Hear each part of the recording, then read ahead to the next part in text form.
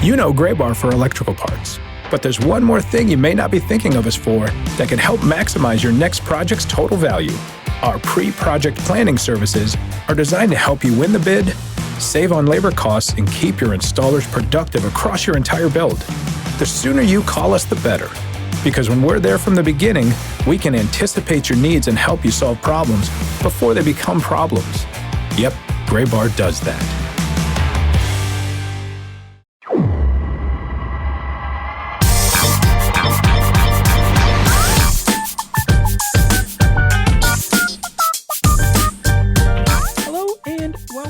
Latest episode of the Show Before the Show podcast. We have our cameras turned off in the hopes that it will help with all of our internet connections today. And so I wanted to throw everybody off by being very mellow right out of the gate. My name is Tyler Mon.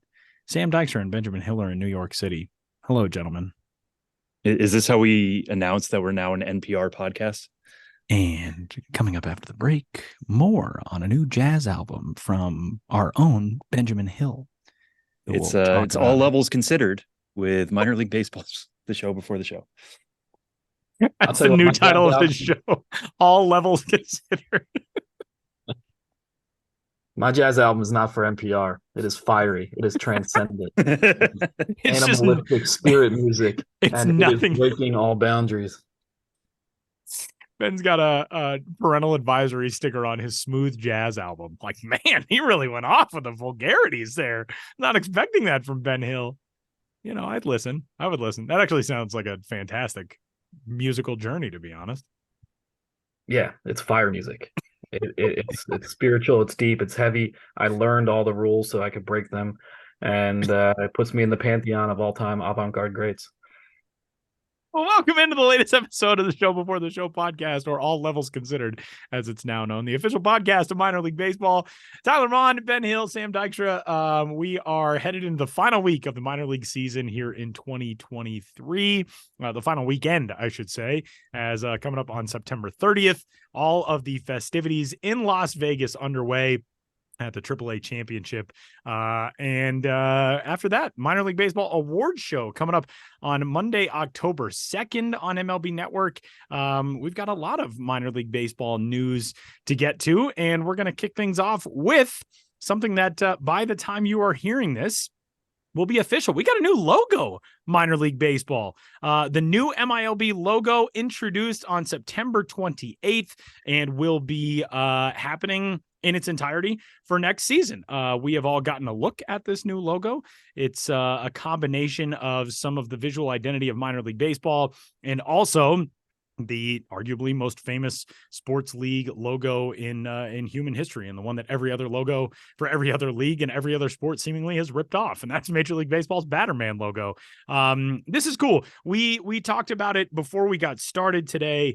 We all kind of looked at it at the same time. It wasn't the first time seeing it for a couple of us, but the more I look at it, the more I kind of dig it. I think it's a very solid refresh of the minor league identity for 2024 and beyond. It has been obviously a time of great change in minor league baseball. Ben, let's hear some of the details on this and some of your thoughts on this new visual package that will be the MILB brand. Yeah, well, obviously, once MLB took over minor league baseball prior to the 2020 season, they want to do more and more to signify, the lasting, permanent connection between the two entities, and not just connection between them, but the fact that they're all part of, one entity, baseball. So we do have the Batterman prominently now in the minor league logo. I do love that his name is Batterman, and it's all one word, Batterman. We've got Batterman, and two tones of blue, two hues of blue. In it, a lighter shade around Batterman, and behind him a darker shade featuring 4 stars, which among other things represents the 4 levels of play: Class A, High A, Double A, and Triple A, working upwards to, of course, the major leagues, where Batterman permanently resides. Yeah, and one thing I want to kind of highlight about those two hues, that they're a lighter blue and a darker blue, and there is some meaning behind that. I mean, it's not just, we're looking for a different tinge than what MLB has. The idea of the lighter hue is it's a brighter version of blue. So it's about being, bright futures and all that kind of stuff. And then the dark blue is a good combination with the stars. And it's so you have a little bit of night and day going on with this logo, the bright future ahead and the darkness of the night portrayed against the stars. And as you said, that those stars are something that carries over from the previous minor league logo involving the 4 levels. So it might look a little bit familiar, but it's also obviously a little bit different, and it gives minor league baseball its own brand while still linking to MLB. It is a very good, I think, sort of modernization and next step for the visual look of minor league baseball. And yeah, I mean, when you bring one of the most instantly recognizable identities in sports and you add an additional element to it with Major League Baseball's ownership now of minor league baseball, it makes sense. It all makes sense. And so that stuff will start rolling out coming up this week, and then it'll be in full force for 2024 and beyond. And you can get all the details at MLB.com, MILB.com, and you'll see it, of course, as some of the events start taking off this weekend and on into next with a AAA championship set for Saturday in Las Vegas.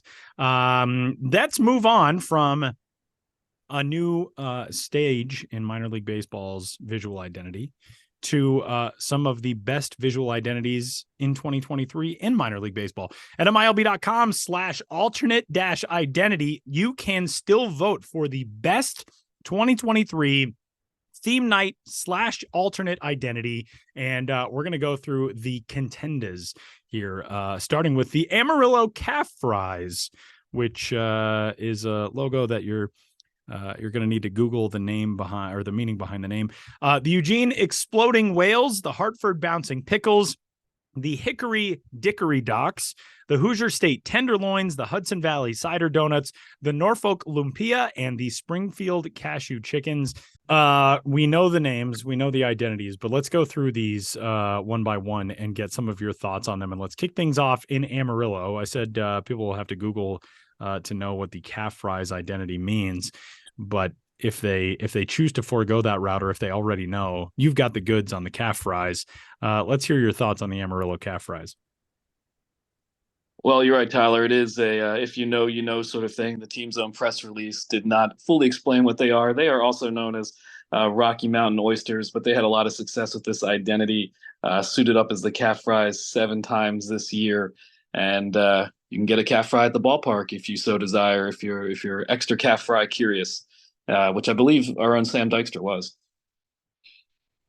I don't know if I was curious. I did try them on camera in footage that I don't believe has hit the internet yet. We're at some point we might get that out there, but it tasted like a fried thing you get at the ballpark, and it was good dipped in sauce.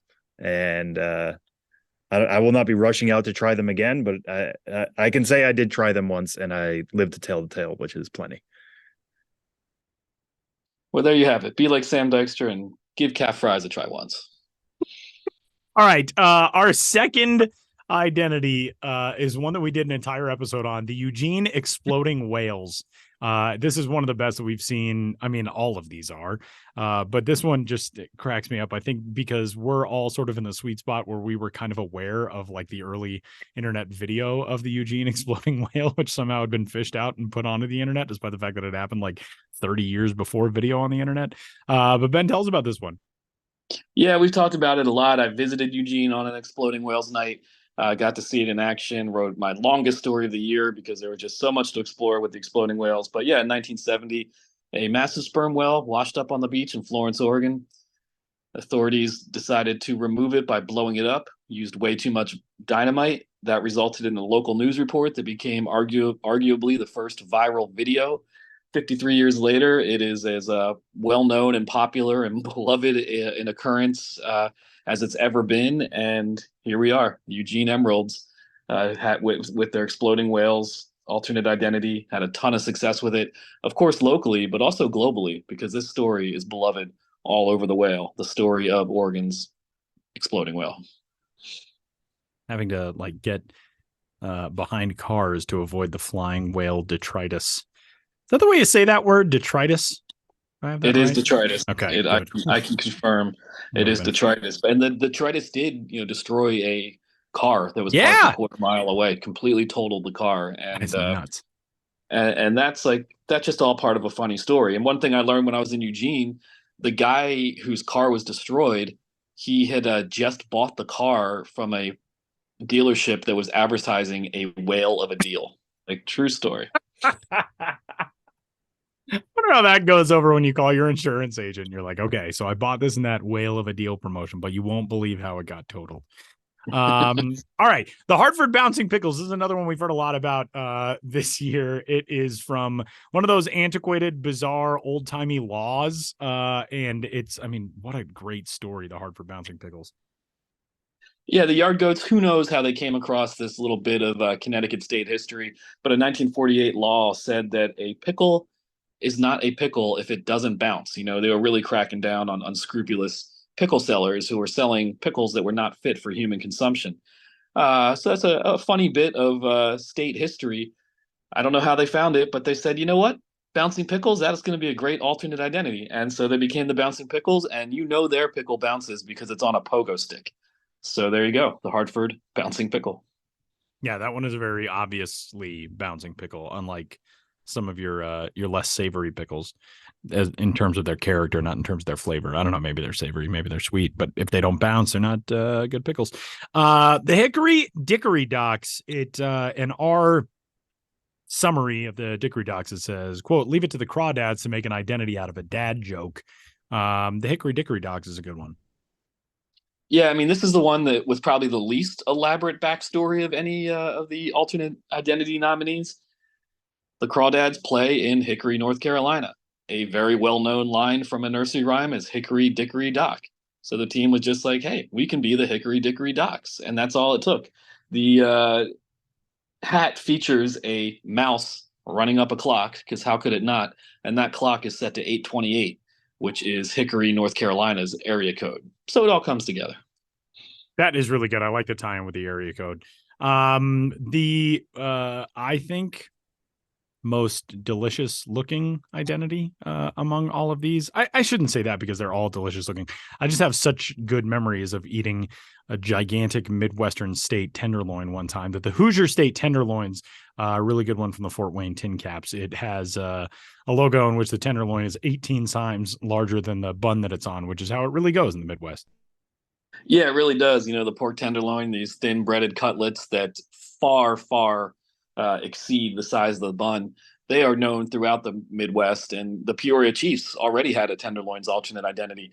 But the tin caps, being based in Fort Wayne, they say, first of all, it originated here in Huntington, Indiana, which is not too far away from Fort Wayne. And also, they have actually been involved in trying to lobby to make the pork tenderloin the official state sandwich of Indiana. And while that effort is stalled out in the state Senate right now, there is a bill that exists that hopefully passes to make the pork tenderloin the official sandwich. And that is what led in part to the Hoosier State tenderloin's alternate identity. They're trying to say that the pork tenderloin is or should be the official sandwich of Indiana. The next one is really the Sam Dykstra identity, and it is the Hudson Valley Cider Donuts. Sam, as we know, is Mr. Autumn Man. He's the guy in that piece from The Onion from 10 years ago. I was actually surprised when we had our cameras on to see that we're officially in fall, and Sam is not yet rocking any Cider Donuts gear. A little disappointed, but the Hudson Valley Cider Donuts, Ben. Yeah, well, we know Sam has a Cider Donuts hat because he texted me when I was at the ballpark in June when the Hudson Valley Renegades debuted as the Cider Donuts, and he said, hey, can you get me a hat? Which I did. So we will be seeing Sam Dykstra in a Cider Donuts hat soon enough. But Cider Donuts, it is a fall treat in the Hudson Valley region. You pair it with a hot beverage and views of beautiful fall foliage. And all season long, the Renegades had Cider Donuts available for sale at the ballpark. On multiple occasions, they suited up as the Cider Donuts, and they even have a Cider Donut mascot, Dusty, who can be seen on the cap, who looks to be in pretty good spirits despite the fact that somebody took a bite out of him. And I got to say, not to influence people's voting one way or another. But when I posted the picture of the hat that like Ben sent me, I got more comments from just people who are like casual minor league fans or like friends of mine who don't follow minor league baseball that closely. And they were just like, what is that? That looks amazing. It has real appeal across the board. One thing I love about it too is the stuff they were selling. My hat doesn't smell like a cider donut, but they were selling shirts that smelled like cinnamon cider donuts. It's amazing that everything they did with that promotion. Interesting. Also, Sam, as you are well aware, I have not sampled one of these donuts, but there may be a time soon when you and I may be able to go in pursuit of such a donut together. And I want you to know that it's a very important time for me to need to have you around, because I don't think my experience would be as good if you're not there for a cider donut first time tasting. You're going to need some coaching, and I'm going to be able to talk you through it, of like all the flavors you're going to be getting at once and just the joy. You need somebody by your side, Tyler. I like that idea. I feel like it's one of those donuts. Donuts are different in different ways in terms of what you consume with them. I feel like this is the type of donut that you have to consume with like black diner coffee, like a big hefty mug of just like straight black coffee.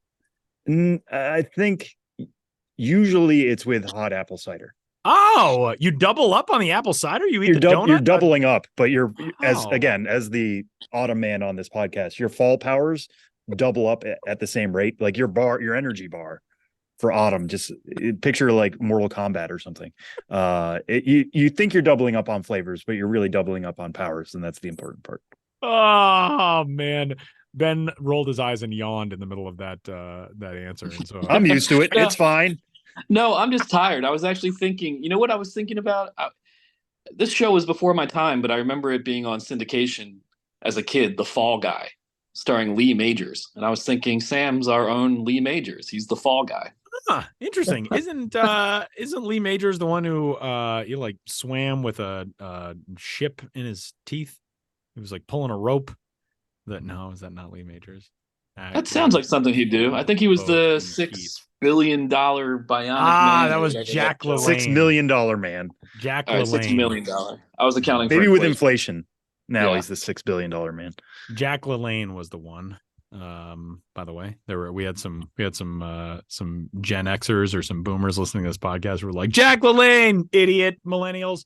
Okay, let's move on. The Norfolk Lumpia. This is a really cool identity. It is one that honors the Norfolk area's rich Filipino-American culture. The lumpia is a food item, a spring roll-like snack, which ever since we first talked about this identity, I have wanted to try one very badly. I assume that there is probably a place around here that serves good ones that I also need to go track down. Maybe I'll just find like a whole day where I go eat as many of these identities as possible. That actually sounds like a fantastic idea. But anyway, Ben, please tell us about the Norfolk Lumpia. Yeah, I mean, you covered it pretty well right there. Norfolk has a large Filipino-American population, a lot of whom emigrated to the United States via service in the U.S. military. So Norfolk decided to honor the Filipino-Americans who make up their fan base by suiting up as the Lumpia. And it is, I guess the best way to describe it is a spring roll-like appetizer. It is wrapped in crisp light paper, fried, stuffed with meat and vegetables, and they are excellent. I had one for the first time at a Stockton Ports game in like 2013, and I loved it then, and I love them now. And our final alternate identity in the voting realm this year is the Springfield Cashew Chickens, which is something that I love about this alternate identity is the fact that it taught me something that I never knew before, which is that cashew chicken was invented in Springfield, Missouri. That is the claim. Chef David Long blended Chinese and American cuisine in his adopted hometown to create cashew chicken. I had no idea. And when alternate identities educate you about something in a region and for a team, I think that's among the coolest things they can do. Yeah, who knew the Ozark Mountain region had a Chinese food history, but that is what we learned through the Springfield Cardinals based in Springfield, Missouri, the cashew chickens. That dish has been popular there for 60 years. And of note is that this is the first time that the Springfield Cardinals did any alternate identity of any sort.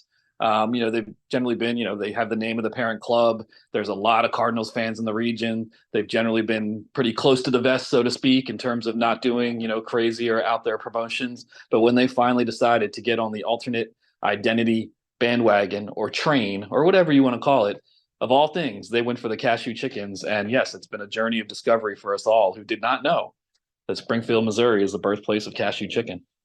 All right, Ben, if you were going to be a member of the voting public, what are you going with in this group? This is a tough pick. Yeah, if I was going to be, kind of obvious for me, and we talked about it so much already, but Exploding Whales, just through my own personal history with loving the Exploding Whale video going back to being in college, combined with experiencing the theme night in person this season.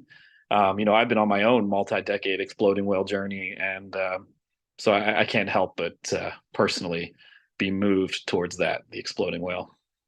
Sam, we already know what you're going with, right? Yeah, it's cider donuts. I have to be me, and just like, what is the one piece of merchandise that I own of these alternate identities? Although they're all very good, I think Hickory Dickory Docks is like my second favorite. Oh, interesting.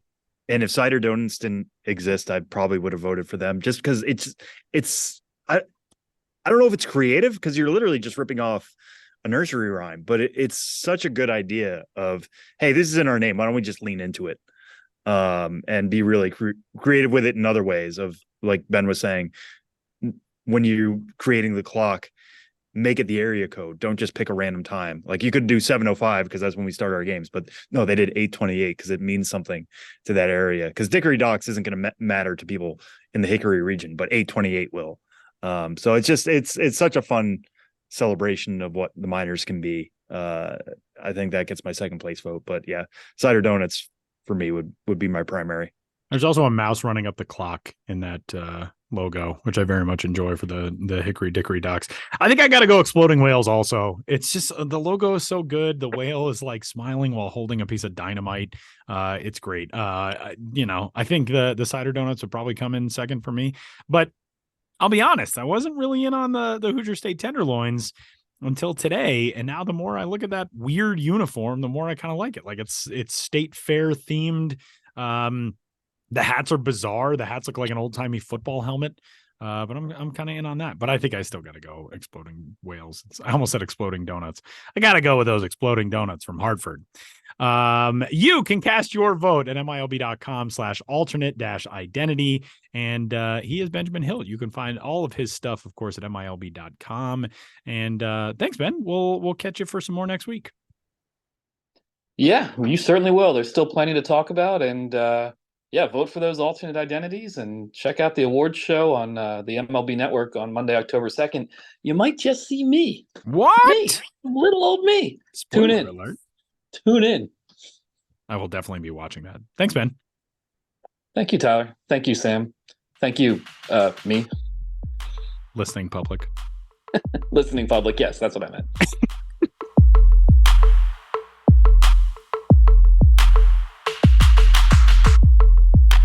All right, Sam, it is time to discuss some on-field stuff as we round our final corner here in 2023. We already have some league champs crowned at one of the highest levels of the minor leagues in AA, and we've got some others who will be crowned coming up here soon. But before we get to discussing those, we also have finalists announced for the inaugural Minor League Baseball Awards Show, which you heard our own Benjamin Hill say a moment ago. You may see a familiar face on that show. Minor League Hitting Prospect of the Year, Pitching Prospect of the Year, all MILB teams, the Breakout Player of the Year, Minor League Debut of the Year, Best Single Game Performance, Defensive Play and Player of the Year, Team of the Year. We already told you about Best Alternate Identity. There's also a Home Runs of the Year category, and some really good stuff as always, like Best Feel Good Moments, Best Bat Dogs, which I'm assuming is just all of them, and then Best Food. Sam, run through some of the categories that stand out for you with this, and the things that you're most excited to catch the winners of.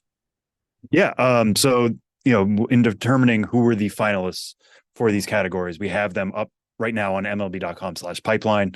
There are 3 finalists for all the major categories. Obviously, alternate identity had many more than that, but that is based on a fan vote. This is not based on a fan vote. This was determined by the MLB pipeline staff. And there were some really hearty debates, not just to get who the winner was, but also who would even be a finalist. Cutting some of these groups down to just 3 was a really difficult task in 2023. We'll start it with hitting prospect of the year. And I really want to hit that word prospect, because this isn't just who is the best minor league hitter this season. This is based on, a little bit of prospecty goodness. That's what we call it. But also, who had the best stats, who climbed a lot of levels, who performed really well, who became a notable name. So we have 3 finalists in that way. It's Michael Busch of the Los Angeles Dodgers system, Junior Caminero, who just got called up to the Tampa Bay Rays recently, and Jackson Holliday. Is particularly in the case of Caminero and Holliday, I don't think you can talk about the 2023 minor league season without mentioning them. Caminero, this was his age 19 season, hit 31 homers in the major leagues, the minor leagues, I should say, became the major's youngest player when he was called up to Tampa Bay. Showed incredible power, really good exit velocities. We don't consider EVs when we're doing these, but the slugging numbers were certainly there. The fact that he dominated the way he did at AA, he was just named the Southern League MVP this week, and that's somebody who was 19 for most of the season. Jackson Holliday, 4 levels in 2023. We got to AAA, got off to a slow start, and then caught up to the level there, had a WRC plus above 100. The guy just reached base everywhere. He had an incredibly advanced approach, walked at least 12% of the time at every stop, was consistently posting OBPs above 400.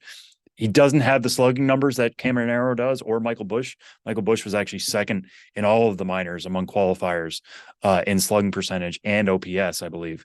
But everything else was there for Jackson Holliday. And the fact that he continually got challenged and kept passing all those tests, that's why he's a hitting prospect of the year candidate at this stage. You have to tune in on Monday to see who actually won. Pitching prospect of the year, another interesting debate, particularly between Robbie Snelling and Drew Thorpe, 2 top 100 prospects, 2 breakout pitchers this year. Drew Thorpe had some of the best overall numbers in the minor leagues. But again, if you're somebody who wants to bake in some prospecty goodness, we have Robbie Snelling 40 spots higher on the top 100. He climbed 3 levels. Drew Thorpe is only at 2. Robbie Snelling did this in his age 19 season as well. The third finalist being Cade Horton, who, this time last year was still coming off some health questions. He performed really well in the College World Series. That led the Cubs to take him in the first round. But the way he built off that momentum, pitched at 3 different levels. We'll talk about this here in a second, Tyler, but Tennessee just won the Southern League championship. And one of the great quotes was, I slept really well knowing that Cade Horton was going to be pitching for us. He just brought a really incredible amount of ease, and he's the highest ranked prospect of those pitching prospect of the year finalists at number 29. So a fun group to consider there. Breakout prospect of the year, Junior Caminero, Cade Horton, 2 of the guys we just talked about. Jacob Mizorowski, who many people might recognize from the Futures game this year, can touch triple digits, throws one of the best sliders in the minor leagues, also throws a really good cutter, can mix in a really good curveball. Some control questions in there for sure, but on a pitch-by-pitch basis, I mean, this guy really has some wicked stuff. Just really commanded our attention this year and jumped into the top 100 pretty comfortably by the end of the year. And he was somebody who the Brewers drafted out of junior college a year ago. So it was known, but is now one of the best right-handed pitching prospects in the game. And, Caminero and Horton, we've already talked about. Minor league debut of the year, that's a different category. It's not just breakout. Breakout is like, we thought of you a certain way beginning of the year. That's changed as the season went on. Minor league debut is just guys who have not played in the minors at all before 2023. So that's again Drew Thorpe, who did not pitch in his draft year last year. Robbie Snelling didn't pitch in his draft year last year. And Ethan Salas, another guy who's really a cornerstone of how we tell the story of the 2023 minor league season, was just signed by the Padres back in January. There were some rumblings that they were going to get aggressive with him in the spring, and they proved that by sending him to Single A Lake Elsinore, skipping him over not only the Dominican Summer League, but also the Arizona Complex League. and he ended the year at Double-A San Antonio. Now, I know some people in the game think that was a little too aggressive by the Padres' part, and he developed some injury issues, didn't finish out the year with San Antonio healthy. I don't think that's because they got too aggressive, but he clearly was not at Double-A level just yet, but they wanted him to get exposed to that, and that's quite telling of the year that Ethan Salas had. So he's a nominee for minor league debut of the year. Some other really fun stuff that'll come out, like Tyler said, defensive play of the year. You can go through our site now and watch those clips. I'm not going to do them justice. Just talking about the best single game performance is really fun. That you got guys like Colt Keith up for that when he hit for the cycle and went 6 for 6 with 7 RBIs. Even Fernando Tatis Jr. is a finalist for that when he had a 3-homer game for AAA El Paso and drove in 8 runs. And Luis Mieses went 6 for 6 with 3 homers for AA Birmingham. So a lot of really good candidates for that. Defensive player of the year is going to be fun. We've already seen Pete Crow Armstrong and Cedon Rafaela make the major leagues this year, show off some really quality gloves. But Nasim Nunez is our other player with at least a 70 grade glove. He was the Futures Game MVP this year because of what he showed with the bat, but his glove might be even better. Actually, is even better. I shouldn't even say might be. It is even better at either shortstop or second base. So those are the 3 nominees for Defensive Player of the Year. All of the winners will be announced next Monday, October 2nd, on MLB Network, airing at 8 p.m. Eastern Time. Tune in for that, and we'll also be revealing our first and second all prospect teams. We don't have finalists for those. We're just going to straight up announce those. But given some of the nominees, you can kind of guess who's going to be featuring in certain spots. So very excited to get those, not only the nominees, but the winners out there very soon. All right, Sam, the minor league playoffs, as we noted, and as you touched on a moment ago, almost wrapped up. We've got 2 AA champions already crowned, one that will be crowned very shortly. AAA championship is coming up on Sunday at the conclusion of the Pacific Coast League and International League seasons. Give us the status update on where we sit with champions across the minors. Yeah, so congrats to the Erie Seawolves and the Tennessee Smokies, who won the Eastern League and Southern League titles, respectively. As of recording this on Wednesday, they had just done that Tuesday night. Both teams swept their way to those titles. Erie, I was really impressed by beating Binghamton 2-0 because you look at that Binghamton lineup. I mean, they had 4 top 100 prospects at the top between Luis Angel Acuna, Jet Williams, Drew Gilbert, Kevin Parada. And the way that their pitchers pitched, especially Brant Herter in game 2, 7 innings, 7 scoreless innings, 7 strikeouts, really shut down that lineup in a time that Erie really needed it. So congrats to the Seawolves. Tennessee Smokies, I already mentioned Cade Horton getting the start in game 2, helping them clinch a Southern League title. They had a loaded lineup as well, including Matt Shaw, who was the first-round pick of the Cubs this year. We've talked a lot about how teams are getting aggressive with their 2023 picks because of the quality of the class. Matt Shaw is right in that discussion as well. Helped the Smokies win a title. So those are 2 AA series already wrapped up. By the time you're hearing this, the Texas League might already be done as well. Arkansas and Amarillo are knotted at 1 in the Texas League. And then over in AAA, we have the AAA National Championship coming Saturday in Las Vegas. But first, we have to decide the winners of the International League and Pacific Coast League Championship Series. The current status of that is Oklahoma City leads Round Rock in the PCL 1-0, and Durham leads Norfolk 1-0 on the IL side. I hesitate to say that in that IL series that could be an upset because Durham every year feels like they're on the cusp of making the AAA National Championship. And we know the Rays are winners. We talked about Charleston winning 3 straight titles at the single A level. Now at the AAA level, that just obviously is carrying up towards Tampa Bay. But that Norfolk lineup is just so loaded. You think about the backup that the Orioles have at the major league level with position player prospects. Those guys are going to Norfolk. They're staying in Norfolk. So if Durham is able to pull that off, that would be really, really special and punch another ticket to Vegas. They're halfway there right now. We'll see how things end up on Saturday. I picked Norfolk in Round Rock, kind of internally talking with some folks because I thought that would be a lot of fun to see Jackson Holiday go against Wyatt Langford with a ring on the line. But as it stands right now, OKC, which was one of the best teams in minor league baseball all season long, up to a 1-0 start, and Durham, perennial winners, up 1-0 on the IL side. But in a short series like this, anything can change real quick. So keep an eye out on MILB.com/playoffs, where all information is constantly updated, and you can read more and get tickets if that's still available. If you're hearing this before Saturday's AAA National Championship in Las Vegas, get out there. We'd love to see a full crowd out there in Vegas. That is pretty cool stuff coming up on Sunday for the AAA Championship, and the new minor league logo will be there as well. What else we got, Sam? I mean, that's it for me. I mean, the Arizona Fall League is starting next Monday. Right. So Tyler, maybe you and I can get into like an Arizona Fall League draft. I feel like we always have fun. We always get two very loaded squads out of it. And that's because every single squad in the AFL is completely loaded. And so doing a draft of those players is always super fun. And we do that from year to year. But yeah, man, it's like we get down to this last one in September and I'm like, what else can we talk about? I'm already missing the season. I know. Yeah. Well, that's the crazy thing for me is that people turn to me and they're like, oh, the minor league season ended. So you're in the off season, right? It's like, nope, the AFL just started. Yeah. We're 6 weeks of the AFL on top of the major league postseason, and which we're always following that as well. But yeah, we'll break down AFL rosters more next week.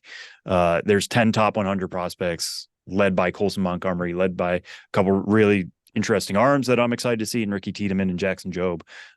Maybe I'm giving away my draft order ahead of that draft we do next week, but yeah, we'll break it down more in the future once the AFL season officially begins next Monday.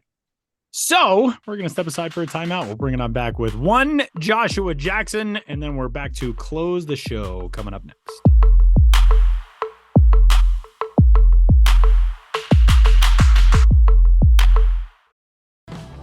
This episode is brought to you by Subaru. Go further in a long-range Subaru hybrid with up to 597 miles per tank in the Crosstrek hybrid and up to 581 miles per tank in the Forester hybrid. Subaru. Love goes the extra mile. Visit Subaru.com/hybrid to learn more. Range based on EPA estimated combined fuel economy and a full tank of fuel. Actual mileage and range may vary.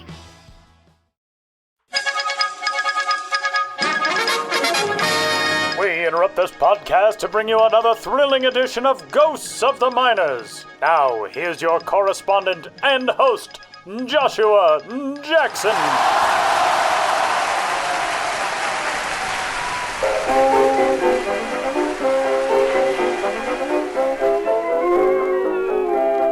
Welcome back to Ghosts of the Miners, in which all of you out there in Radioland must identify the legitimate historical ball club or player hiding amidst the fraudulent pair. One's really beat out a few hits. The other's never played a note. In the last segment, I asked you which of the following minor league baseball teams did at one time exist. A. The Joliet Jazz. B. The Kansas City Blues. C. The New Glarus Polka Pokers. You, Azure, must be feeling good if you picked B, the Kansas City Blues, who last played in the AAA American Association of 1954 and existed in different variations with a long history dating back to the 19th century. There's reason to believe the Kansas City Blues baseball team name actually predates the phrase as an appellation for the jazz-infused music genre. The first KC Blues of the Diamond, the 1888 Kansas City Blues of the Western Association, seemingly wore blue uniforms and were nationally known by the Blues moniker, which is noteworthy for an era when many clubs had only unofficial team names or were known predominantly by the name of their city alone. The Kansas City Blues of the music world, meanwhile, have long roots connecting to a few genres across several time periods and geographical places. Like any folk music, it's nearly impossible to pin to a specific moment or artist, but the Kansas City Blues sound wasn't really identified and celebrated as unique until the Benny Moten Orchestra changed American music forever in the 1920s. And when most people think of Kansas City blues music today, they think of the jazz subgenre characterized by big ensembles, riffing, and walking bass, and popularized by the Count Basie Orchestra. Or else they think of the revolutionary bebop sound of the legendary Charlie Parker. But that's a bird of a different nest. Parker wasn't even born until over 30 years after the debut of the Kansas City Blues of baseball. The most famous iteration on the diamond was probably the Kansas City combo that played in the AA as a New York Yankees affiliate from 1936 to 1954, and with good cause. After all, those Kansas City Blues were not only managed by Casey Stengel in 1945, but in 51, under the management of former Yankee great George Selkirk, had a 19-year-old Mickey Mantle for 40 games in his MLB rookie season. And they also had Phil Rizzuto back in 39 and 40. Those Blues had reasons to feel pretty good.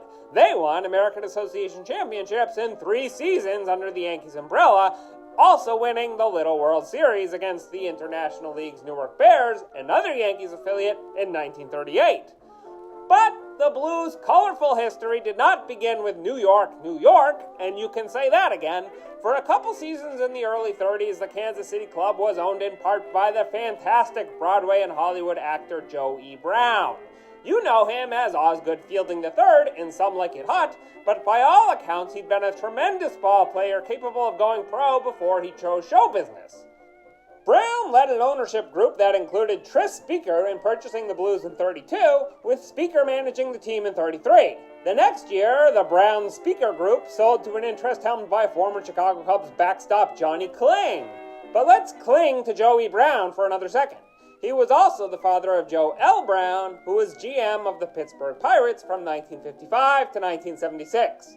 In 1955 in Kansas City, though, the minors were out and the big leagues were in. The Blues moved to Denver, becoming the Bears, to make room for the Philadelphia Athletics moving to KC. KC? And that's how the Blues faded. Now, on to the question for next time. Which of these players appeared unhappy in his work in the minors of yesteryear? A. Grim Mason. B. Sneer Weaver. C. Glum Barber. Want to know the answer? Clock in. Or tune into the next Ghost of the Minors. But for now, you'll have to excuse me. My producer Ben Hill is getting into the minor league playoffs, and I need to give him a ring.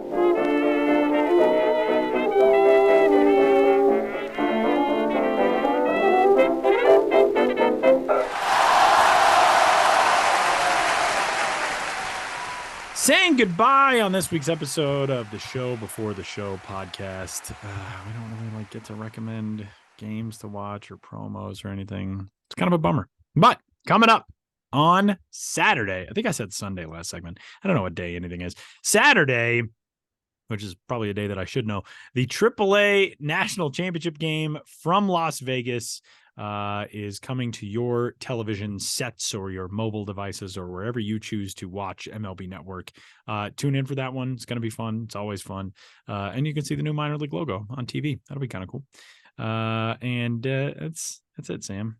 That's it. What is this? Season 9, season 8 of the podcast? Something like that. We should actually count these. 9. Holy cow. Good. For the folks at home, Tyler did just count with his fingers. On. I have a hard time with like years. I have a hard time. All right, well, that's the show. Time with years and the progression of time. Yeah. But you know what I mean? How like like our 10th anniversary of this podcast will not be until 2025, as though planet Earth is going to exist in 20. But our 10th season of the podcast is next year. You know what I mean? Yeah, this feels like the millennium talk all over again. Yeah. Yeah, exactly. Like the year 2000 that's not a new millennium. 2001 was the new millennium. There was no 0. I don't know what to tell you. You liking this Y2K humor? we can celebrate next season as our 10th season. We can get a new logo. We can like create a patch.